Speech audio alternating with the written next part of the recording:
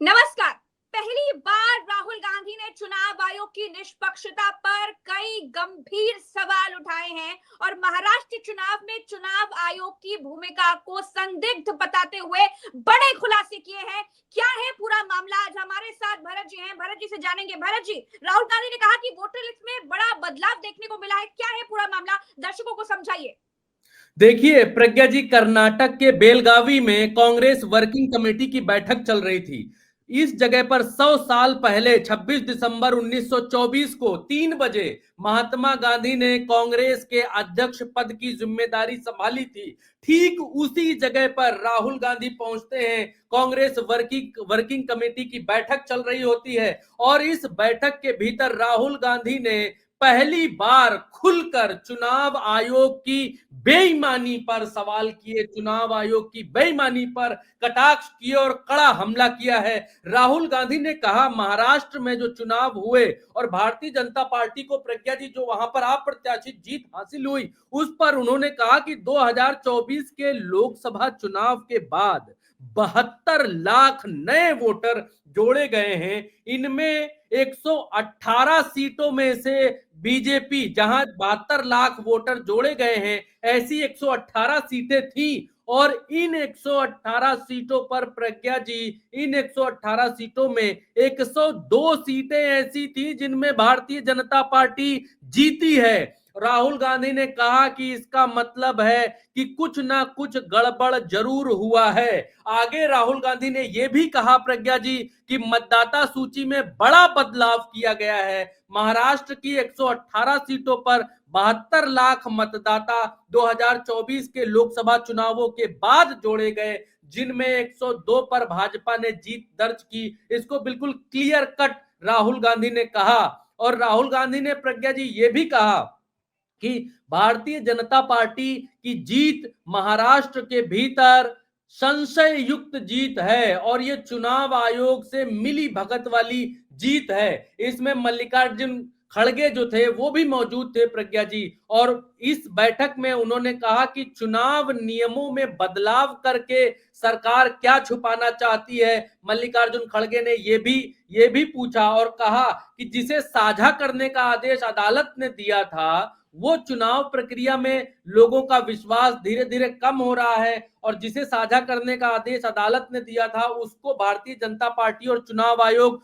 दोनों मिलकर जनता से छुपा रहे हैं। इसका मतलब क्या हुआ वो मैं आपको बताता हूं प्रज्ञा जी। इसका मतलब ये हुआ कि अभी कुछ दिन पहले पंजाब और हरियाणा की हाई कोर्ट ने एक आदेश दिया था चुनाव आयोग को कि जो भी पोलिंग बूथ पर जो जो दस्तावेज हैं, उन दस्तावेजों को एक व्यक्ति ने याचिका दायर की थी हाई कोर्ट में और उसने कहा था कि जो दस्तावेज हैं वो दिखाए जाएं। तो हाई कोर्ट ने आदेश दिया चुनाव आयोग को और कहा कि भाई इनको पोलिंग बूथ के ऊपर दस्तावेज जो है, जो पोलिंग बूथ के दस्तावेज हैं वो दिखाए जाएं। इनको शंका है कि आप लोगों ने बेईमानी की है तो चलिए दस्तावेज दिखाइए। तो चुनाव आयोग ने प्रज्ञा जी रातों रात, गौर करिएगा, रातों रात 20 दिसंबर को कानून मंत्री यानी मोदी जी के कानून मंत्री अर्जुन राम मेघवाल से संपर्क किया और कहा कि भैया एक नियम है 1961 वाला नियम 93(2)A, इसमें झटपट बदलाव करो। और कानून मंत्रालय ने तुरंत तत्काल वो नियम बदल दिया। वो नियम 93 क्या कहता था प्रज्ञा जी? नियम 93 ये कहता था इलेक्शन कमीशन का, वो ये कहता था कि चुनाव से जुड़े सभी दस्तावेज पब्लिकली उपलब्ध रहेंगे।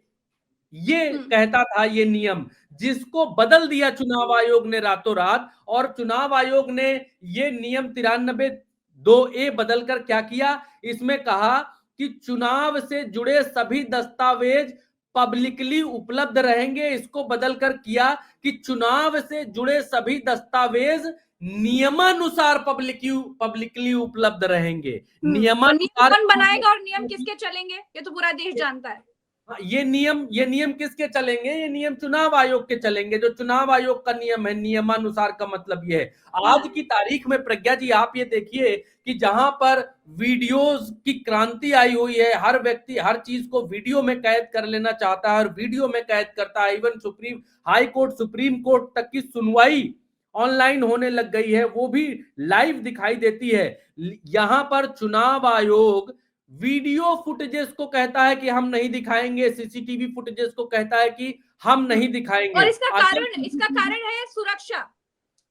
हाँ, सुरक्षा इसका कारण बताया और कहा कि अगर किसी को देखनी है तो वो पहले कोर्ट जाए, फिर आए, तब हम वो जो फुटेजेस है वो फुटेजेस हम दिखाएंगे। तो जो पब्लिकली डाटा था, उस डाटा में से फुटेजेस को हटा लिया चुनाव आयोग ने।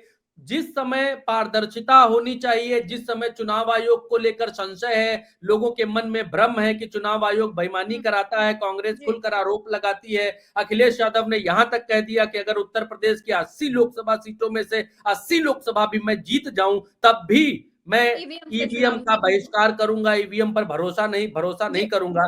जब चारों तरफ प्रज्ञा जी इतना अविश्वास का माहौल है, उसके बीच में चुनाव आयोग ये नियम बदल देता है रातों रात और ये कहता है कि हम नहीं दिखाएंगे। तो ये शंका पैदा करता है प्रज्ञा जी। और चुनाव आयोग ने महाराष्ट्र के भीतर किस तरीके से भारतीय जनता पार्टी को चुनाव जितवाया और कैसे क्या क्या किया, राहुल गांधी पहली बार इस पर खुलकर बोले हैं और कांग्रेस भी भरत जी, अभी तक ये तमाम सवाल चुनाव आयोग की निष्पक्षता को लेकर और ईवीएम को लेकर के उठाए जा रहे थे। विपक्ष के साथ आम आदमी भी उठा रहा था। महाराष्ट्र के गांव में तो बैलेट पेपर से लोगों ने एक टेस्ट नुमा एक चुनाव भी कर डाला। उसके बाद हमने देखा कि क्या कुछ हुआ।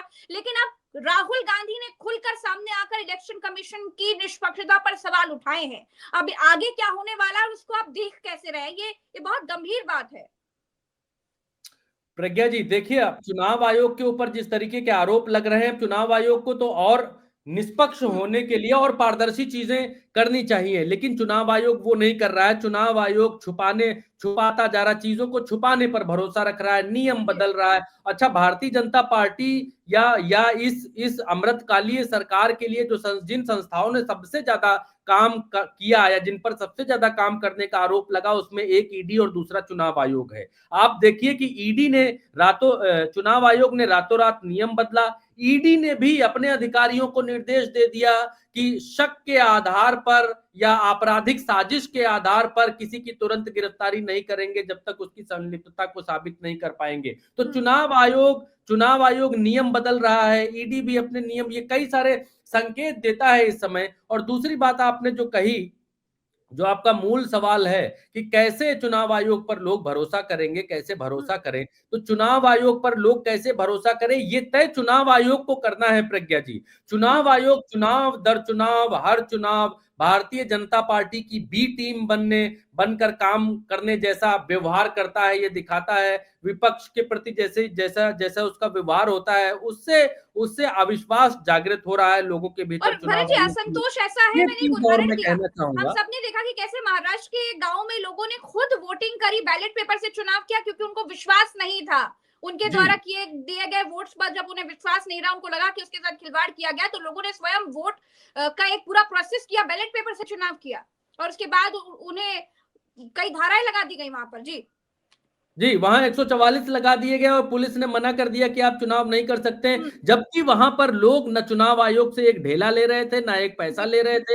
हुआ ये था कि उन्होंने जिसे वोट दिया था वो कैंडिडेट उनका जीता नहीं था। इस वजह से गांव वालों ने सोचा कि जब हमने ईवीएम पर वोट दिया है और जिसको वोट दिया वो जीता नहीं, तो ये जीता कैसे यहां से भाई। तो इसके लिए उन लोगों ने खुद अपने ऊपर अपने खर्चे पर वहां पर पोलिंग बूथ बनाया और पर्ची से वोट करके देखने के लिए ये किया कि प्रैक्टिस किया कि कैसे कैसे ऐसा हो गया। और लेकिन ये चुनाव आयोग ने नहीं करने दिया। तो ये दिखाता है कि चुनाव आयोग कितना डरा हुआ है, चुनाव आयोग कितना निष्पक्ष है। चुनाव आयोग का क्या चला जाता जी? चुनाव आयोग का कुछ जाने वाला था क्या प्रज्ञा जी? कि अगर कोई गांव वाले बैलेट से वोटिंग कर लेते, चुनाव आयोग से कोई पैसा मांग रहा था क्या? चुनाव आयोग सबसे बड़ा उदाहरण है कि लोगों के मन में चुनाव आयोग को लेकर के कितने सारे सवाल हैं। और अब तो राहुल गांधी ने भी खुलकर चुनाव आयोग की निष्पक्षता पर सवाल उठा दिए हैं। देखना यह है कि चुनाव आयोग इसका क्या जवाब देता है। एक चीज और जोड़ूंगा प्रज्ञा जी, आप एक सेट पैटर्न है, अब उस सेट पैटर्न को आप थोड़ा सा पहचानिएगा। भारतीय जनता पार्टी जहां जहां चुनाव जीत रही है, ज्यादा चुनाव जीत रही है, वहां चाहे आप हरियाणा ले लीजिए, हरियाणा में भारतीय जनता पार्टी चुनाव जीती, हरियाणा में सिटिंग सरकार थी भारतीय जनता पार्टी की। महाराष्ट्र में भारतीय जनता पार्टी चुनाव जीती, महाराष्ट्र में भारतीय जनता पार्टी और उनके गठबंधन की सिटिंग सरकार थी। वहीं पर झारखंड का चुनाव भारतीय जनता पार्टी हार जाती है क्योंकि वहां उनकी सिटिंग सरकार नहीं थी। वहीं पर जम्मू कश्मीर का चुनाव भारतीय जनता पार्टी हार जाती है क्योंकि वहां उनकी सिटिंग सरकार नहीं थी। अब बिहार में लोग यह अनुमान लगा रहे हैं कि बिहार में भारतीय जनता पार्टी और नीतीश कुमार की सिटिंग सरकार है, तो बिहार में भी भारतीय जनता पार्टी और जो कॉकटेल महाराष्ट्र के भीतर हुआ, जो चीजें हरियाणा के भी, वही प्रयोग बिहार में भी दोहराया जा सकता है। इसलिए बहुत लोग नीतीश कुमार की तरफ देख रहे हैं कि नीतीश कुमार भारतीय जनता पार्टी का अगर साथ छोड़ देते हैं, अगर नीतीश कुमार भारतीय जनता पार्टी के साथ नहीं रहते हैं, नीतीश कुमार किसी और के साथ मिलकर, तेजस्वी के साथ मिलकर सरकार बना लेते हैं, तो भी भारतीय जनता पार्टी बिहार में चुनाव नहीं जीत सकती है। अगर नीतीश कुमार भारतीय जनता पार्टी के साथ रहते हैं तो नीतीश कुमार के रहने का फायदा भले ना मिले, भले भारतीय जनता पार्टी को लोग वोट भले ना दें, विपक्ष और अब तक का जो पैटर्न ये कह रहा है कि भारतीय जनता पार्टी प्रशासन के दम पर और अपने सबसे फेवरेट साथी चुनाव आयोग के दम पर बिहार में कुछ बड़ा खेल कर सकती है। तो ये भी एनालिसिस लगाने वाले लोग एनालिसिस लगा रहे हैं, और राहुल गांधी ने तो आज बड़े सवाल उठाई दिए हैं। प्रज्ञा जी, बिल्कुल, राहुल गांधी ने बहुत बड़े सवाल उठाए और ये बेहद गंभीर सवाल है कि चुनाव आयोग की निष्पक्षता क्या है और चुनाव आयोग पर लोग भरोसा कैसे करें। फिलहाल के लिए इतना ही। अभी हमें दीजिए इजाजत, हम फिर मिलेंगे अगली चर्चा में। चैनल को सब्सक्राइब अगर नहीं किया है तो अभी कर डालिए। नमस्कार, जय हिंद।